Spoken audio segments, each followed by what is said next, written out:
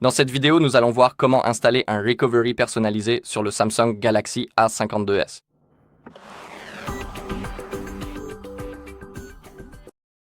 D'accord, tout d'abord, nous devons déverrouiller le bootloader de notre appareil. Et vous devez savoir que si vous déverrouillez le bootloader, tout sera effacé de votre appareil. Je vous recommande donc fortement de sauvegarder vos données avant de commencer toute la procédure afin de ne rien perdre grâce à cela. C'est pourquoi il est important de copier vos données. Maintenant, pour déverrouiller le bootloader, il faut se connecter au Wi-Fi, c'est important. Ensuite, faites défiler vers le bas jusqu'à ce que vous trouviez à propos du téléphone. Et pour ce qui est du numéro exact du modèle de mon appareil, il est indiqué ici SMA 528B. Maintenant, cliquez sur Informations sur le logiciel et ici, nous avons notre numéro de build. Nous devons appuyer dessus 7 fois de suite, rapidement, jusqu'à ce que nous voyions que le mode développeur a été activé. Aussi, ici, vous pouvez vérifier quelle version du bootloader vous avez. Dans mon cas, j'ai eu un. C'est la lettre derrière 2020, c'est la version du bootloader, c'est U1 dans mon cas. C'est bien de le vérifier, car plus tard, lorsque nous allons télécharger le fichier spécial, il sera destiné à certaines versions du bootloader, donc c'est pour cela qu'il est important de le vérifier. Aussi, avant toute chose, vous pouvez vérifier la version de votre bootloader sur cette page samfo.com. Ici, tapez SMA 528B, puis sélectionnez votre pays, et ici, vous avez toutes les versions du logiciel. Et comme je le disais, j'ai U1. Par exemple, vous pouvez avoir le S1. Ici, vous pourrez vérifier les 3 fichiers. Comme je le disais, je suis sur le point d'installer le fichier VBmedia U1. Par exemple, vous pouvez avoir le U6 à S6 ou UB à SB, donc c'est à vous de voir. C'est bien de le vérifier directement ici. C'est pour ça que je vous montre ça.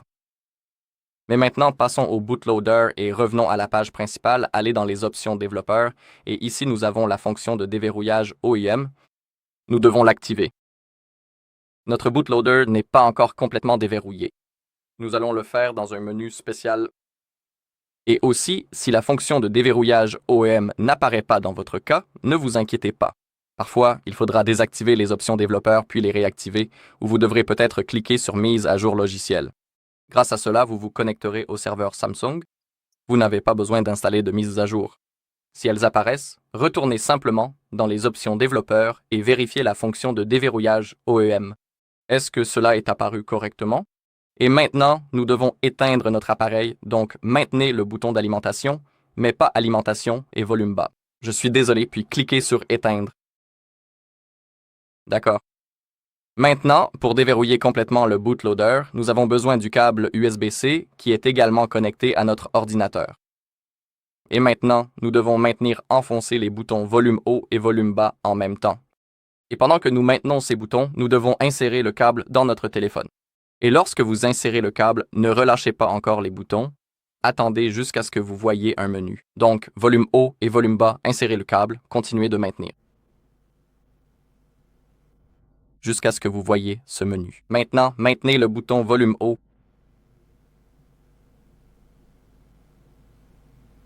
Lorsque l'écran s'éteint, vous pouvez relâcher et maintenant, il nous demande si nous voulons déverrouiller le bootloader. J'espère que vous pouvez le voir juste ici. Déverrouiller le bootloader et c'est ce que nous voulons. Donc, nous devons appuyer sur volume haut et maintenant, le téléphone va effectuer la réinitialisation d'usine. Gardez cela en tête. Donc, confirmez en appuyant sur volume haut et nous pouvons débrancher le câble. Maintenant, nous allons passer rapidement par le processus de configuration, puis nous vérifierons le bootloader dans les options développeurs. Et en attendant, nous pouvons télécharger le reste des éléments.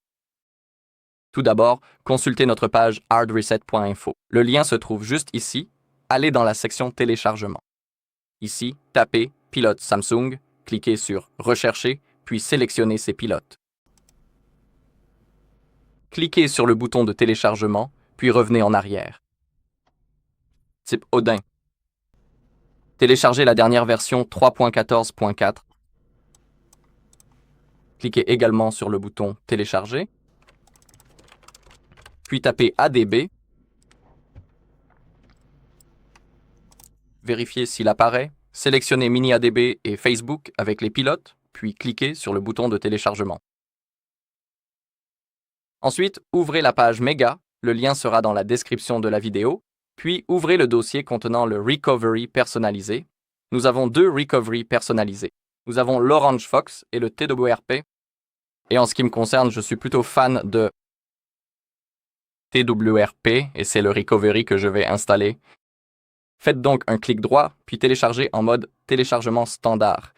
Nous devons également télécharger le fichier VB Media dont j'ai parlé précédemment. J'avais la version U1, j'ai donc téléchargé ce fichier VB Media. U1S1. Clic droit, télécharger et téléchargement standard. Vous pouvez voir ici même que je l'ai téléchargé un peu avant la vidéo. D'accord, une fois que tout est téléchargé, nous pouvons ouvrir le dossier des téléchargements. Et maintenant, nous avons nos pilotes Samsung, l'application Odin et les pilotes ADB. Nous devons extraire ces trois fichiers. Vous pouvez utiliser WinRAR pour cela. Clic droit, WinRAR puis extraire vers. Si vous n'avez pas WinRAR, vous pouvez cliquer sur Extraire tout et extraire. Et cela fonctionnera aussi parfaitement. Les trois fichiers, pilote ADB, application Odin et pilote Samsung.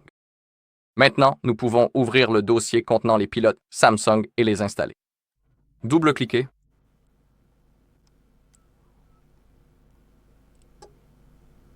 Dans mon cas, il est indiqué qu'ils sont déjà installés, mais je peux refaire l'installation avec vous, donc. Cliquez sur Suivant, Suivant, Installer. Et c'est à peu près tout. Maintenant, il faut encore patienter.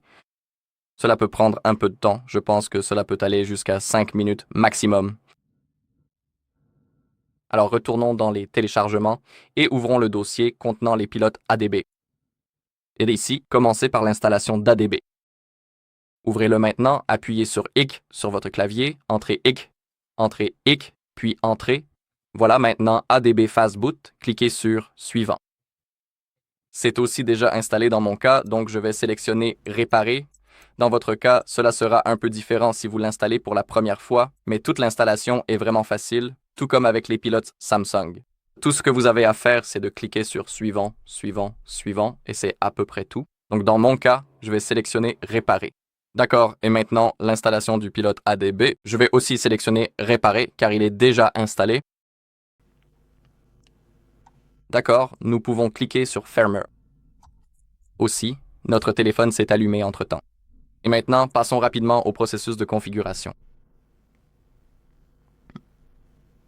Je vais accélérer le processus.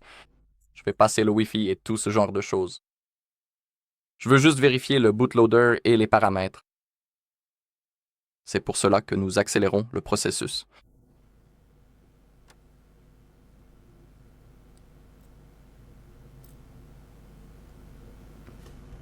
D'accord, passer, accepter, terminer. Et vérifions maintenant le bootloader. Maintenant, je dois me connecter au Wi-Fi. Allez dans les paramètres, connexion, Wi-Fi, choisissez un réseau disponible. Et connectez-vous.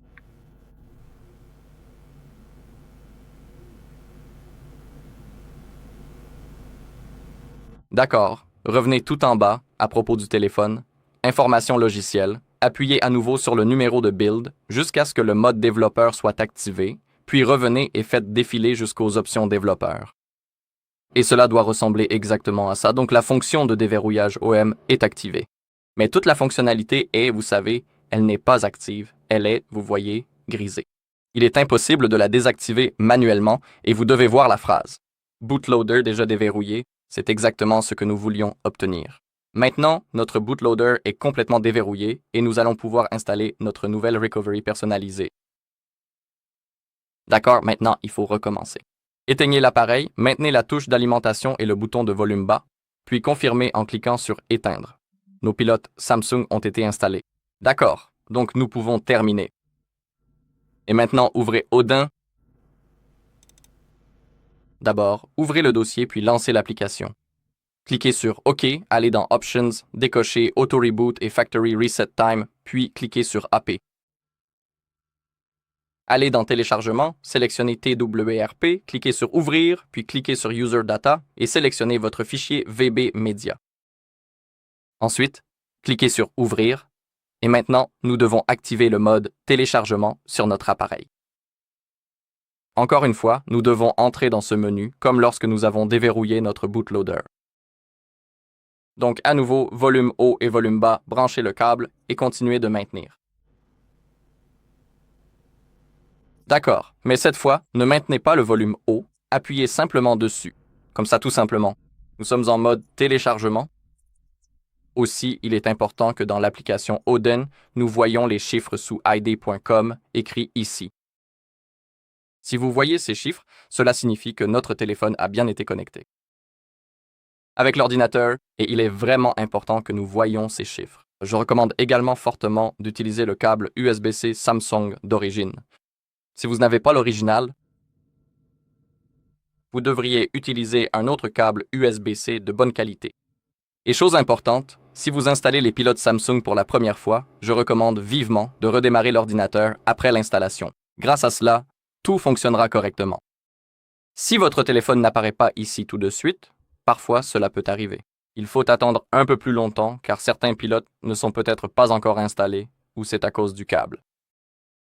Mais dans notre cas, tout est parfait. Maintenant, nous pouvons cliquer sur Démarrer. D'accord. Et si cela affiche Passe, cela signifie que tout a été installé avec succès. Et maintenant, entrons dans notre nouveau Recovery personnalisé. Nous devons maintenir le bouton d'alimentation et le volume bas jusqu'à ce que l'écran s'éteigne.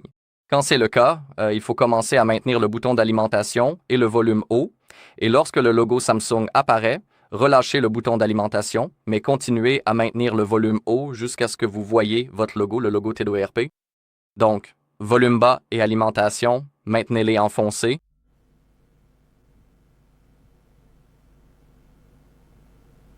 Puis passez à alimentation et volume haut.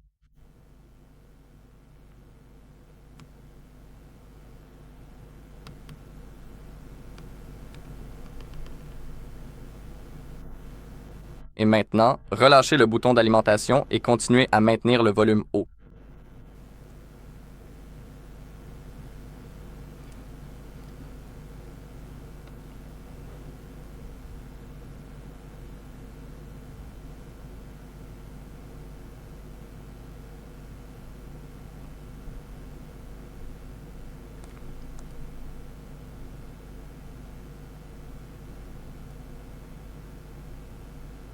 Si quelque chose ne fonctionne pas, ne vous inquiétez pas, parfois il faut essayer plusieurs fois, mais cette fois, il est apparu. Et maintenant, nous pouvons augmenter le volume et comme vous pouvez le voir, nous avons notre nouveau Recovery personnalisé. Maintenant, par exemple, nous pouvons effacer les données, modifier les partitions, utiliser l'ADB Sideload et nous pouvons, par exemple, créer une sauvegarde et installer des ROM personnalisés. Voilà, c'est tout pour cette vidéo. Merci à tous de l'avoir regardé. Si cette vidéo vous a été utile, merci de laisser un like, un commentaire et de vous abonner.